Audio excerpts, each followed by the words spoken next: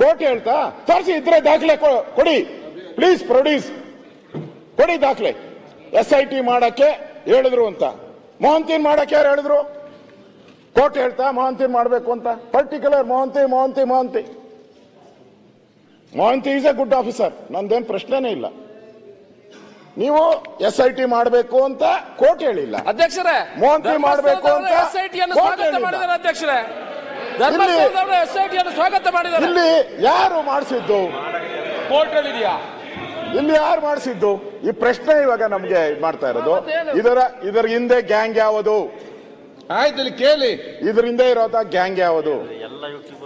ಆ ಮುಖ್ಯಮಂತ್ರಿಗಳನ್ನ ಸರೌಂಡ್ ಆಗಿರುವಂತ ಗ್ಯಾಂಗ್ ಯಾವುದು? ಮುಖ್ಯಮಂತ್ರಿಗಳ ಆಫೀಸಲ್ಲಿ ಅದಕ್ಕೆ ಪ್ರೇರಣೆ ಕೊಡ್ತಕ್ಕಂಥ ಗ್ಯಾಂಗ್ ಯಾವುದು? ಅರ್ಥ ಮಾಡ್ಕೊಳ್ಳಿ ಅಧ್ಯಕ್ಷರೇ, ಇದು ಟ್ಯಾಕ್ಸ್ ಪೇಯರ್ಸ್ ಮನಿ. ನಾನು ಸಂಬಳ ತಗೊಂತಾ ಇರೋದು ಟ್ಯಾಕ್ಸ್ ಪೇಯರ್ಸು, ಪರಮೇಶ್ವರ್ ಅವರು ಟ್ಯಾಕ್ಸ್ ಪೇಯರ್ ಸಂಬಳ ತಗೊಂತಾ ಇರೋದು, ಪೊಲೀಸವ್ರಿಗೂ ಟ್ಯಾಕ್ಸ್ ಪೇಯರ್ ಕೊಡ್ತಾ ಇದ್ದೀರಾ. ಗುಂಡಿ ಬೆಟ್ಟ ಅಗದು ಬಿಟ್ರಿ, ಇಲಿ ಹಿಡಿದು ಬಿಟ್ರಿ. ಆಯ್ತು, ಅವ್ರು ಸಿಕ್ತಂದ್ರೆ ನಾವು ಮಾತಾಡಿ ಮುಗಿಸ್ಲಿ, ಯಾಕೆ ಇಂಟರ್ಫಿಯರ್ ಆಗ್ತದೆ? ಹೇಳ್ತೀನಿ. ನೀವು ನಾಲ್ಕು ಜನ ಹೇಳಿದ್ರೆ ಅವ್ರು ಏನ್ ಮಾಡ್ಬೇಕು? ಬೋಗಸ್ ಬುರ್ಡೆ ಸಿಕ್ಕೈತಲ್ಲ, ಬೋಗಸ್ ಬುರ್ಡೆ. ಹುಲಿ ಬಂತು ಅಂತ ಒಂದು ಇಲಿನೂ ಬರಲಿಲ್ಲ. ನನಗೆ ಅದು ನಾನು ನೋಡ್ತಾ ಇದ್ದೀನಿ, ನಾನೇನು ಮಾಧ್ಯಮದವರ ಇದೆ ಏನಲ್ಲ. ನೀವು ಒಂದು ಏನೋ ನಾನು ಹೇಳಿದೆ, ಒಂದು ಸ್ಯಾಟಲೈಟ್ ಹೋಗ್ಬೇಕಾದ್ರೆ ಯಾರು ವಿಲಿಯಮ್ಸ್ ಅಲ್ಲ, ಸುನೀತಾ ವಿಲಿಯಮ್ಸ್ ಹೋಗ್ಬೇಕಾದ್ರೆ ಮಾಧ್ಯಮದವರೆಲ್ಲ ಹಿಂಗ್ ಹೋಗ್ತಾ ಇದ್ದಾರೆ, ಹತ್ತುತ್ತಾ ಇದ್ದಾರೆ, ಕೂತ್ಕೊಂಡ್ರು, ಮಾಸ್ಕ್ ಹಾಕೊಂಡ್ರು, ಟೇಕ್ ಆಫ್ ಆಯ್ತು, ಹೋದ್ರು. ಇದೆ ಈ ಮಾಸ್ಕ್ ಮ್ಯಾನ್ದು. ಯಾರು ಇವನು ಮಾಸ್ಕ್ ಮ್ಯಾನು? ನೀವು ಆ ಜಿಲ್ಲೆಯವರೇ, ನಿಮಗೂ ಅದರ ಬಗ್ಗೆ ಬಹಳ ವಿಶೇಷ ಭಕ್ತಿನೂ ಇದೆ, ಪ್ರೀತಿನೂ ಇದೆ. ಪರಮೇಶ್ವರ್ಗೆ ಅವ್ರ ಹೆಸರು ಗೊತ್ತಿಲ್ಲ. ಪರಮೇಶ್ವರ್ ನಿಮ್ಗೆ ಅವರು ಗೊತ್ತಿಲ್ಲ, ನಿಮಗೂ ಗೊತ್ತಿಲ್ಲ, ಹೇಳಲ್ಲ. ಅವನ ಹೆಸರೇನು? ಅದಲ್ಲ, ಅಲ್ಲ ಭೀಮನೂ ಅಲ್ಲ, ಪಾಮನೂ ಅಲ್ಲ. ಜನ ಹೆಂಗ್ ಮಾತಾಡ್ತಾ ಇದ್ದಾರೆ? ಜನ ಹೇಳ್ತಾ ಇದಾರೆ ಅವನ ಯಾರು ಚೆನ್ನಯ್ಯ ಅಂತ ಹೇಳ್ತಾರೆ ಜನ. ಚಿನ್ನಯ್ಯ ಕೊಳ್ಳೇಗಾಲದವನು ಅಂತ ಹೇಳ್ತಾರೆ ಜನ. ಕನ್ವರ್ಟ್ ಆಗಿರೋನು ಅಂತ ಹೇಳ್ತಾರೆ, ಕ್ರಿಶ್ಚಿಯನ್ ಕನ್ವರ್ಟ್ ಆಗಿರೋ ಅಂತ ಹೇಳ್ತಾರೆ. ಮಾತಾಡ್ತಾ ಇದ್ದಾರೆ, ಎಲ್ಲ ಸೋಷಿಯಲ್ ಮೀಡಿಯಾ ಎಲ್ಲ ಬರ್ತಾ ಇದೆ. ಅವನಿಗೆ ಮಾಸ್ಕ್ ಹಾಕಿ ಅವನೊಂಥರ ಏನೋ ಸ್ಪೈಡರ್ ಮ್ಯಾನ್ ತರ ಮಾಡ್ಬಿಟ್ಟಿದ್ದೀರ.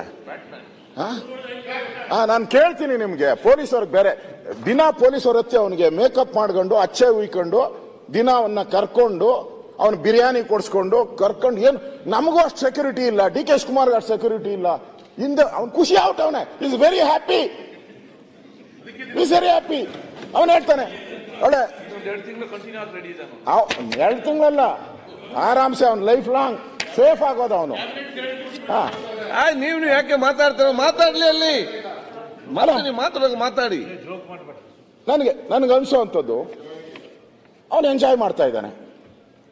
ಅವನವನು ಹೇಳ್ದ ಇಲ್ಲಿದೆ ನೋಡಿ ಅಂದ. ಈ ಪೊಲೀಸರು ದಡ ಅಂತ ಚನ್ಕೆ ಬಾಂಡ್ಲಿ ಗುಂಡ್ಲಿ ಎಲ್ಲ ಎತ್ಕೊಂಡು ಹೋಗ್ಬಿಟ್ರು, ಹೋಗಿದ್ರು. 1 ಆಯ್ತು, 2 ಆಯ್ತು, 3 ಆಯ್ತು. ಆಮೇಲೆ ಹೇಳ್ದ ಇಲ್ಲ ಇದಾಗಲ್ಲ, ದ್ರೋಣ್ ಮಾಡಿ ಅಂತ ಹೇಳ್ದ. ಪರಮೇಶ್ವರ್ ಅವರೇ, ದ್ರೋಣ್ಗೆ ಎಷ್ಟು ಖರ್ಚು ಆಗ್ತತೆ? 1.5 ಲಕ್ಷ ಅಂತ ನನ್ಗೆ ಹೇಳ್ತಾರೆ. ಅದು ಆ ಮಿಷಿನ್ ಹೌದೋನೋ ಏನೋ ಹೇಳ್ಬೇಕು ನೀವು. 1.5 ಲಕ್ಷ ರೂಪಾಯಿ. ನಮ್ಮಲ್ಲಿ ಒಬ್ಬ, ನೀವು ಓದಿದ್ದೀರಾ ಅಂತ, ಮಹಾಭಾರತದಲ್ಲಿ ಒಬ್ಬ ಇದ್ದ, ಘಟೋದ್ಗಜ ಅಂತ, ರಾಕ್ಷಸ. ಅವನು ನೀವು ಎಲ್ಲಿ ಹೇಳಿದ್ರು ಹಂಗೆ ಭೂಮಿನ ಬಗದ್ಬಿಡೋನು, ಭೂಮಿನ ಹಂಗೆ ಓಪನ್ ಮಾಡ್ಬಿಡೋನು. ಏನ್ ಪರಮೇಶ್ವರ್ ಅವರೇ, 20 ಅಡಿ ಆಳದಾಗ ಯಾವನಾನ ಹೆಣ ಉಣ್ತಾನ? ಕಾಮನ್ ಸೆನ್ಸ್ ಬೇಡ ಪೊಲೀಸವ್ರಿಗೆ? 20 ಫೀಟ್. ಅದು ಮಂಗಳೂರಲ್ಲಿ, ನಮ್ಮಲ್ಲಾದ್ರೂ ಪರವಾಗಿಲ್ಲ. ಮಂಗಳೂರವರೆಲ್ಲ ಇಟ್ಕೆ ಮಾಡ್ತಾರೆ, ನರ್ಜು ಗಲ್ಲು ಬಹಳ ಗಟ್ಟಿ ಇಟ್ಕೆ ಮಾಡ್ತಾರೆ ಅಲ್ಲೆಲ್ಲ. ಲ್ಯಾಟ್ರೇಟ್, ಕೆಂಪು. ನಮ್ಮಲ್ಲಿ ನಾವು ಅಗಿಯೋದು DK ಶಿವಕುಮಾರ್ 3 ಅಡಿ ಅಗಲ, 6 ಅಡಿ ಉದ್ದ, ಅಲ್ಲ ಡೆಪ್ತ್ 6 ಅಡಿ. ಆ 6 ಅಡಿನ ಅಗಿಬೇಕಾದ್ರೆ ಎತ್ತಕ್ಕಾಗಲ್ಲ ಮಣ್ಣು, ಚೆನ್ಕೆ ತಗೊಂಡು ಹಿಂಗೆ ಎತ್ತಕ್ಕಾಗಲ್ಲ. ನಾವು ಒಳಗಡೆ ಇನ್ನ 2 ಇಟ್ಕೊಂಡು ಬಾಂಡ್ಲಿಯಲ್ಲಿ ಮಕರಿಯಲ್ಲಿ ತುಂಬಿ ಆಚೆ ಹಾಕ್ತೀರಿ. ಇವನೊಬ್ಬ ಸೂಪರ್ ಮ್ಯಾನ್, ಸ್ಪೈಡರ್ ಮ್ಯಾನ್ ಒಬ್ಬನೇ ಮಾಡ್ದ. ಇವ್ ಬೇತಾಳ ಪಿಕ್ಚರ್ ನಾವು ನೋಡ್ತಾ ಇದ್ರಿ, ಬೇತಾಳ ಕಥೆಗಳು ನಾವು ದಿನ ಚಂದಮಾಮ ಹಿಂದೆ ನಮ್ಮ ಕಾಲದಲ್ಲಿ ಬರ್ತಾ ಇತ್ತು, ಈಗಿಲ್ಲ, ಓದ್ತಾ ಇಲ್ಲ. ವಿಕ್ರಮ್ ಬೇತಾಳ. ವಿಕ್ರಮ್ ಬೇತಾಳ ಅವನು ಹೆಣನ ಹಾಕೊಂಡು ಹೋಗೋನಲ್ಲ ಹೆಗಲ ಮೇಲೆ ಎತ್ಕೊಂಡು, ಹಂಗೆ ಇವನು ಹೆಣ ಹಾಕೊಂಡು ಕಾಡ್ಗೆ ಹೋಗ್ಬಿಡೋನು. ಇವನ್ಗೆ ಯಾವ ಪ್ರಾಣಿನೂ ಕಚ್ಚಲ್ಲ, ಯಾವ ಚಿರತೆನೂ ಬರಲ್ಲ. ಇಲ್ಲಿ ದಿನ ಅವರೆಲ್ಲ ಹೇಳ್ತಾ ಇದ್ರು, ಚಿರತೆ ಬಂತು, ಹುಲಿ ಬಂತು, ಹಾಲು ಏನೋ ಇದು ಆನೆ ಬಂತು ಅಂತ ಹಿಡ್ಕೊಂಡು ಹೇಳ್ತಾ ಇದ್ ನಮ್ಮ ಪೂಂಜ. ಇವನಿಗೆ ಆನೆನೂ ಹಿಡಿಯಲ್ಲ, ಚಿರತೆನೂ ಹಿಡಿಯಲ್ಲ, ಏನೂ ಇಲ್ಲ ಇವನಿಗೆ. 20 ವರ್ಷದಿಂದ ಅಂದ್ರೆ ಕಾಮನ್ ಸೆನ್ಸ್ ನಾನು ಹೇಳೋದು. ಯಾರೋ 164 ಸ್ಟೇಟ್ಮೆಂಟ್ ಮಾಡಿದ್ದಾರೆ, ನಿಜ, ನಾನೇನೋ ಇಲ್ಲ ಅಂತ ಹೇಳಲ್ಲ. ಅದಕ್ಕೆ ಎಷ್ಟು ತನಿಖೆ ಬೇಕಾಯ್ತು ಅಷ್ಟನ್ನು ಮಾಡಬೇಕಾಯ್ತು ಮೊದಲು. ನೀವು ಈ SIT ಮಾಡಿದ್ದೀರಿ, ನಾವೇನು ವಿರೋಧ ಮಾಡಿಲ್ಲ. ಈ SIT ನಾನು ಹೇಳ್ತಾ ಇದ್ದೀನಿ, ಸುನಿಲ್ ಹೇಳಿದ್ದಾರೆ ಈಗ, SIT ಇಲ್ಲಿಗೆ ನಿಲ್ಬಾರ್ದು. ಅವನು ಮಾಸ್ಕ್ ಮ್ಯಾನ್ ಆಗಿರಬಾರದು. ಅವನು ಓಪನ್ ಆಗ್ಬೇಕು. ಅವನು ಯಾರವನು ಓಪನ್ ಆಗ್ಬೇಕು, ಗೊತ್ತಾಗ್ಬೇಕು ಜನಕ್ಕೆ. ಈ SIT ಕಂಟಿನ್ಯೂ ಮಾಡಿ. SIT 2 KGF 1 KGF 2 ಇತ್ತಲ್ಲ, ನಿಮ್ದಲ್ಲ, ಹಂಗೆ ಆಗ್ಬೇಕು. ಇಲ್ಲ ಅಂದ್ರೆ ನೋಡಿ, ಈಗ ನಾನು ಸಜೆಷನ್ ಕೊಡ್ತೀನಿ ಸರ್ಕಾರಕ್ಕೆ. ನಮ್ಮ ಮುನಿಯಪ್ಪನವರು ಇದ್ದಾರೆ, ಮಂತ್ರಿ ಇಲ್ಲ, ಕೃಷಿ ಸಚಿವರು ಕೃಷ್ಣ ಬೈರೇಗೌಡ ಇದ್ರು, ಹೋಗ್ಬಿಟ್ಟಿದ್ದಾರೆ ಪಾಪ. ಎಲ್ಲಿ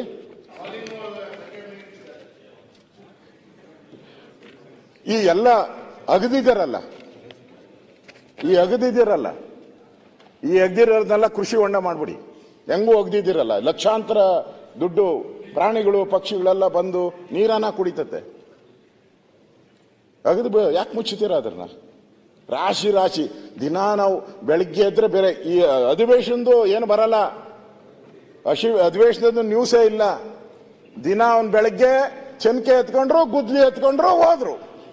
ಇಷ್ಟೇ ಬೆಳಗ್ಗೆಯಿಂದ ಸಾಯಂಕಾಲದವ್ರು ಅಗದ್ರು ನೋಡಿ. ಇನ್ನೇನು ಕೆಲವೇ ಕ್ಷಣ ನಿಮಿಷಗಳು ಅಂತ ಬರ್ತದೆ. ನಿಮಿಷ ಆಯ್ತು, ಸಾಯಂಕಾಲ ಖಾಲಿ ಚೆನ್ಕೆ, ಖಾಲಿ ಬಾಂಡ್ಲಿ ಎತ್ಕೊಂಡು ಮನೆಗೆ ಹೋದ್ರು. ಒಂದು ಸರ್ಕಾರ ರೀ, ದಿಸ್ ಎ ಗೌರ್ಮೆಂಟ್. ಪೊಲೀಸ್ ಇಲಾಖೆ IPS ಆಫೀಸರ್ಸ್ ಕಾಮನ್ ಸೆನ್ಸ್ ಬೇಕಲ್ಲ. ಅವನ್ ಫಸ್ಟ್ ಅವನು ಯಾರು ಅಂತ ಅವನ್ನ ಐಡೆಂಟಿಫೈ, ಈಗ ಕಂಪ್ಲೇಂಟ್ ಯಾರು ಕೊಡ್ತಾನಲ್ಲ ಅವನು ಯಾರು ಅಂತ ಐಡೆಂಟಿಫೈ ಮಾಡ್ಬೇಕಾಯ್ತಲ್ಲ ಇವರು. ಅವನ ಹಿನ್ನೆಲೆ ಏನು, ಅವನ್ ಕಳ್ಳನ ಸುಳ್ಳನ ಏನು ಅಂತ ಗೊತ್ತಾಗಬೇಕಲ್ಲ ನಿಮ್ಗೆ. ಅವನ ಹಿಂದೆ ಎಲ್ಲೋ ಕಳ್ತನ ಮಾಡ್ತಾ ಇದ್ನ, ಏನೂ ನೋಡಿಲ್ಲ, ಕರ್ಕೊಂಡ್ರು ಹೊರಟ್ರು. ಅವನಿಗೆ ಇವತ್ತು ಲಕ್ಷಾಂತರ ರೂಪಾಯಿ ದುಡ್ಡು ಖರ್ಚು ಮಾಡ್ತಾ ಇದ್ದೀರಾ ಅವನಿಗೆ.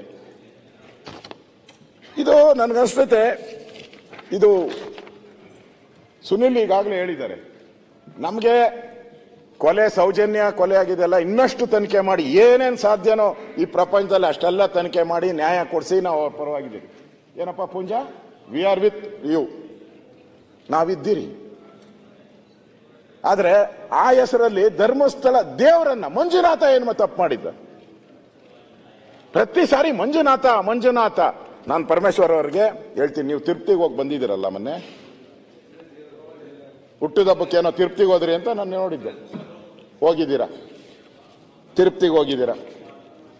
ಅಲ್ಲೊಬ್ಬ ಯಾವನೋ ಇದ್ದ ಮುಖ್ಯಮಂತ್ರಿ, ಏನು ಹೆಸರು ಹೇಳೋದು ಬೇಡ, ಏಡುಕೊಂಡಲ್ಲ ಅಲ್ಲ ಅಂದ. ನಾವೆಲ್ಲ ಏಡುಕೊಂಡಲ್ಲ ವೆಂಕಟರಮಣ ಕೂಗ್ಕೊಂಡು ಹೋಗ್ತಾ, ನಾವು ಕೂಗಲ್ಲ, ಸುಮ್ಮನೆ ಸೈಲೆಂಟ್ ಹೋಗ್ತೀರಾ. ಕ್ಯೂ ನಿಂತಾಗ ಜ್ಞಾಪಕ ಇರಬೇಕು, ಆಟೋಮೆಟಿಕ್ ನಾವು ಕೂಗಕ್ಕೆ ಶುರು ಮಾಡ್ತೀರಿ. ಏಡುಕೊಂಡಲ್ಲ ವೆಂಕಟರಮಣ. ಆ CM ಯಾರು ಹೇಳ್ದ, 7 ಹಾಕ್ರಿ 6 ಇರೋದು, ಒಂದು ಬರೆದ್ಬಿಡ್ರಿ ಬೇರೆಯವ್ರಿಗೆ ಅಂದ. ಆಮೇಲೆ ಒಂದು ವಾರಕ್ಕೆ ಹೊರಟೋದ ಅವನು, ಬಿಡು, ಯಾವ್ದೋ ಬೆಟ್ಟಕ್ಕೆ ಗುದ್ದಿ ಹೊರಟೋಯ್ತು. ಅದು ಬೇರೆ. ನೀವು ತಿರುಪ್ತಿನ ಮುಣಗ್ಸಾಕ್ ಹೊರಟ್ರಿ. ಇಲ್ಲಿ ಅದಾದ್ಮೇಲೆ ನೀವು ಶಬರಿಮಲೆಗೆ ಬಂದ್ರಿ. ಇಲ್ಲಿ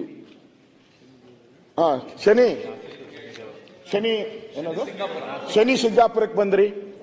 ನಾನು ಹೇಳ್ತಾ ಇರೋದು, ಈ ಗ್ಯಾಂಗ್ ಇದೆಯಲ್ಲ, ಈ ಸಾಮಾನ್ಯದ ಗ್ಯಾಂಗ್ ಅಲ್ಲ. ಶನಿ ಸಿಂಗಾಪುರಕ್ಕೆ ಹೋಗಿದ್ರಿ, ಅದನ್ನ ಹಾಳು ಮಾಡಿದ್ರಿ. ಆಮೇಲೆ ಇದು ಏನೋ ನಮ್ಮ ಕೇರಳ ಶಬರಿಮಲೆಗೆ ಬಂದ್ರಿ. ಆ ಅಮ್ಮನ ಯಾರೋ ಹೆಣ್ಮಗಳನ್ನ ಹಿಡ್ಕೊಂಡು ದೇವಸ್ಥಾನಕ್ಕೆ ನುಗ್ರಿ ಅಂತ ಹೇಳ್ತೀನಿ. ನೋಡಿ ಎಲ್ಲಾ ದೇವಸ್ಥಾನಕ್ಕೂ ಅವ್ರದೇ ಒಂದು ಪಾವಿತ್ರ ಇರ್ತದೆ. ಈಗ ಇದಿದೆ, ಮಸೀದಿ ಇದೆ, ನಾನು ಹೋಗಿದ್ದೀನಿ ಮಸೀದಿ. ಹೆಣ್ಮಕ್ಳು ಹೋಗ್ತಾರಲ್ಲಿ? ಇಲ್ಲ, ಅವ್ರದ್ದು ರೂಲ್ ಅದು, ಅವ್ರ ಧರ್ಮದ್ದು. ನೀವು ಕೇರಳಗೆ ಇದಕ್ಕೆ ಅಯ್ಯಪ್ಪ ಸ್ವಾಮಿಗೆ ಹೋಗ್ಬೇಕು ಬಿಟ್ರು. ಅದೊಂದು ದೊಡ್ಡ ಗಲಾಟೆ ಮಾಡಿದ್ರು. ಅದಾಯ್ತು. ತಿರುಪತಿ ಆಯ್ತು, ಶನಿ ಮಹಾತ್ಮಂದಾಯ್ತು, ಶನಿ ಸಿಂಗಾಪುರ ಆಯ್ತು, ಕೇರಳ ಆಯ್ತು, ಈಗ ಧರ್ಮಸ್ಥಳಕ್ಕೆ ಬಂದಿದ್ದೀರಾ. ಏನು ಅಂತಂದ್ರೆ ಹಿಂದೂಗಳ ದೇವರು ಸರಿ ಇಲ್ಲ, ಹಿಂದೂಗಳ ದೇವರು ಸರಿ ಇಲ್ಲ. ಇವನ್ನೆಲ್ಲ ಮುಗಿಸ್ಬಿಟ್ರೆ ಈ ಧರ್ಮವನ್ನೇ ಹಾಳು ಮಾಡ್ಬಿಡ್ಬೋದು, ಹಿಂದೂ ಧರ್ಮವನ್ನೇ ಹಾಳು ಮಾಡ್ಬಿಡ್ಬೋದು. ಈ ಪಿತೂರಿ ಇಟ್ಕೊಂಡು ಮಾಡ್ತಾ ಇರೋದು ಇದು. ಇಲ್ಲ ಅಂದ್ರೆ ಅವನ್ ಯಾರೋ SITಗೆ ರಚನೆ ಮಾಡ್ತಾರೆ, ಅವನ್ ಯಾರೋ ಕಂಪ್ಲೇಂಟ್ ಮೇಲೆ ಮುಖ್ಯಮಂತ್ರಿಗಳು ಅಂದ್ರೆ ಹಂಗಾರೆ 100 ಕಂಪ್ಲೇಂಟ್ ಕೊಡ್ತಾರೆ. ದಿನ ನನ್ನ ಹತ್ರನೂ ಬರ್ತಾರೆ, CBI ತನಿಖೆ ಕೊಡಿ, CBI ತನಿಖೆ ಕೊಡಿ, ED ಕೊಡಿ, ಅದು ಕೊಡಿ, ಇದು ಕೊಡಿ ಅಂತಾರೆ. ಏನೆಲ್ಲ ಕೊಟ್ಬಿಡ್ತೀರಾ ನೀವು? ಏನ್ ಕೋರ್ಟ್ ಹೇಳಿತ್ತ ನಿಮ್ಗೆ ಕೊಡಕ್ಕೆ? ಏನು ಹೇಳಿಲ್ಲಲ್ಲ. ಈ ಪಾವಿತ್ರತೆಯನ್ನು ಹಾಳು ಮಾಡುವಂತ ಹುನ್ನಾರ ಅಷ್ಟೇ ಬಿಟ್ರೆ ಇದರಲ್ಲಿ ಏನು ಇಲ್ಲ. ಇದು ಒಂದು ಗ್ಯಾಂಗ್ ಐತೆ, ಇಲ್ಲೇ ಅಂತಲ್ಲ ಇಡೀ ದೇಶದಲ್ಲೈತೆ ಈ ತರ ಮತಾಂತರ ಮಾಡುವಂಥದ್ದು, ಈ ತರ ದೇವರುಗಳನ್ನ ಅವಹೇಳನ ಮಾಡ್ತಕ್ಕಂಥದ್ದು. ಇದು ಇವತ್ತು ಇಂಪಾರ್ಟೆಂಟು. ಇಲ್ಲಿಯ ಮುಸ್ಕು ಮ್ಯಾನ್ ಯಾವನಿದಾನೋ ಅವನಲ್ಲ, ಅವನ ಹಿಂದೆ ಇರೋ ಗ್ಯಾಂಗ್ ಇಂಪಾರ್ಟೆಂಟು. ಆ ಗ್ಯಾಂಗ್ ಇಂಪಾರ್ಟೆಂಟು. ಅವರು ಬಲಾಢ್ಯರು, ಅವ್ರು ಇವನ್ ಕೈಲಿ ಮಾಡಿಸ್ತಾವ್ರಷ್ಟೇ. ಅಂತವ್ನು ಹುಡುಕಿದ್ದಾರೆ. ಇದ್ರನ್ನ ಮತ್ತೆ ಯಾವುದೋ ಒಂದು ಚಾನಲ್ ಅಲ್ಲೂ ಬಂದಿತ್ತು, ಈ ಸುಜಾತಾ ಭಟ್ ಆ ದೂರು ಕೊಡ್ತಾರೆ. ಸುಜಾತಾ ಭಟ್ ಈಗ 20 ನನ್ನ ಮಗಳು ಧರ್ಮಸ್ಥಳಕ್ಕೆ ಹೋದ್ಲು, ಅವತ್ತು ಅನನ್ಯ ಹೋದ್ರು, ಅಲ್ಲಿ ಕಿಡ್ನಾಪ್ ಮಾಡ್ಕೊಂಡು ಹೊರಟೋದ್ರು, ಆಮೇಲೆ ಸಾಯಿಸ್ಬಿಟ್ರು ಅಂತ. ನೆನ್ನೆ ಸ್ಟ್ರಿಂಗ್ ಆಪರೇಷನ್ ಮಾಡಿದ್ದಾರೆ, ಯಾವುದು ಸುವರ್ಣ ಚಾನಲ್ ಮಾಡಿದ್ದಾರೆ. ಅವರು ಮಗಳೇ ಇಲ್ಲ ಅಂತ ಅವರ ಅಕ್ಕ ಭಾವ ಅವರ ಅವಳಿಗೆ ಮದುವೆನೇ ಆಗಿಲ್ಲ ಅಂತ ಅವರು ಮನೆಯವರು ಹೇಳಿದ್ದಾರೆ. ಮತ್ತೆ ಆ ಕಾಲೇಜಲ್ಲಿ MBBS ಅಂತ, MBBS ಅಲ್ಲಿ ಹೋದ್ರೆ ಆ ಕಾಲೇಜಲ್ಲಿ ಹೆಸರೇ ಇಲ್ಲ MBBS. ಈಗ ಮತ್ತೆ ಇನ್ನಿಬ್ಬರು ಹುಡ್ಕೊಂಡ್ ಬಂದಿದ್ದಾರೆ. ಯಾವಾಗ ಈ ಗುಂಡಿಯಾಗಿ ಚನಕೆ ಬಾಣಲು ತೆಗಿ ಗುಂಡಿಯಾಗಿ ಹೋಗಿ ಆದ್ಮೇಲೆ ಈಗ ಇನ್ನಿಬ್ಬರು ಹುಡ್ಕೊಂಡ್ ಬಂದಿದ್ದಾರೆ. ಇನ್ನಿಬ್ಬರು ಬಂದಿದ್ದಾರೆ, ನಾವು ಇನ್ನಿಬ್ಬರು ತೋರಿಸ್ತೀರಿ ಅಂತ. ಪೊಲೀಸರದು ನಾನು ಅನ್ನೋದು, ಪೊಲೀಸರಿಗೆ ಯಾರು ಇದೆಲ್ಲ ಡೈರೆಕ್ಷನ್ಸ್ ಕೊಡ್ತಾವ್ರೆ, ಪಾಪ ಅವರು ಅಮಾಯಕರವ್ರೆ.